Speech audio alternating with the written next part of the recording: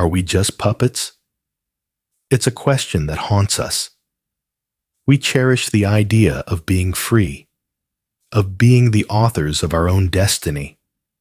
Yet, when we encounter the Buddhist teaching of karma, or even modern neuroscience, we meet a powerful counter-argument: cause and effect.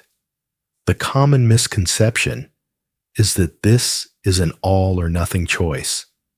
Either we are 100% free spirits, making choices in a vacuum, or we are 100% determined, just dominoes falling in a line set in motion long ago.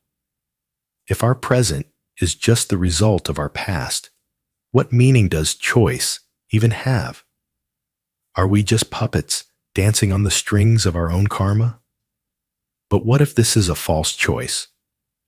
What if the Buddhist path points not to a metaphysical free will, but to a psychological freedom that we must actively cultivate moment by moment? Welcome to the Mindful Compass. Today, we are exploring one of the great spiritual paradoxes.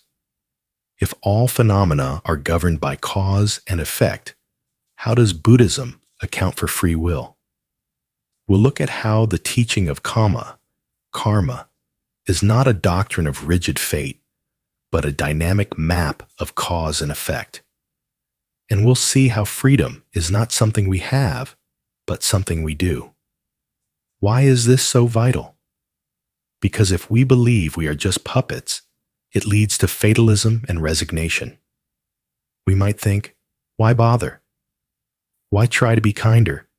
It's just my karma. Understanding this balance is the key to unlocking a path of real, meaningful, and empowered practice.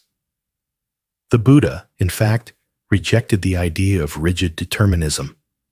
He didn't teach that our lives are a script written in stone by the past. The crucial point is that the Pali word kamma means volitional action or intention. The Buddha's great insight, as he said, was intention, I tell you, is karma. Karma is not an external judge. It is the present intention that plants a new seed. Past karma is the result that shapes our present conditions, but our present karma is the choice we make in response to those conditions. This is where the space for freedom is found. Here is our first analogy. The popular, mistaken view of karma is like a train on a track. The track is the past. It was laid long ago. The train, our life, has no choice but to follow it. It can't swerve. It can't stop. This is pure fatalism. The Buddhist view is not a train on a track. It is a sailboat on the ocean currents, and the wind. These are our past karma. They are the conditions we are born into and the powerful habits we've built up. We cannot control the wind. We cannot stop the currents. They are real, and they push the boat, the rudder, and the sails. This is our present intention, the sailor. This is our mindfulness. A foolish sailor, one who is not mindful, will just let the boat be thrown about by the wind and currents. They will crash on the rocks, blaming the wind. This is living on autopilot, a victim of our habits. But a wise sailor, a mindful practitioner, knows the wind is blowing. They feel the current. And with that awareness, they don't fight the wind. They use the wind. They adjust the sails. They grip the rudder. By skillfully using their intention in the present, they can steer the boat against the current. They can tack into the wind. This is not free will in the sense of, I can make the wind stop. That's a fantasy. This is true freedom. The ability to navigate the given conditions of our life with skill, wisdom, and intention to move toward the shore of liberation. So what are the negative side effects of the train on a track view? 1. spiritual resignation. This is the most dangerous side effect. It's the voice that says, "I can't help it, I'm just an angry person." Or, "This relationship is just bad karma, I have to accept it." We become a prisoner of our own narrative. 2. Apathy. If it's all fated, why try to change things? Why vote? Why help someone? This view can drain the world of compassion and effort. The sailboat view is the ultimate empowerment. It's deeply realistic. It acknowledges that conditions are hard. The wind is blowing. The habit is strong. It doesn't pretend you can just think positive and the storm will vanish. But it insists that you are not the storm. You are the sailor. The path of meditation is the practice of becoming a better sailor. You learn to feel the wind, your anger, rising before it becomes a gale.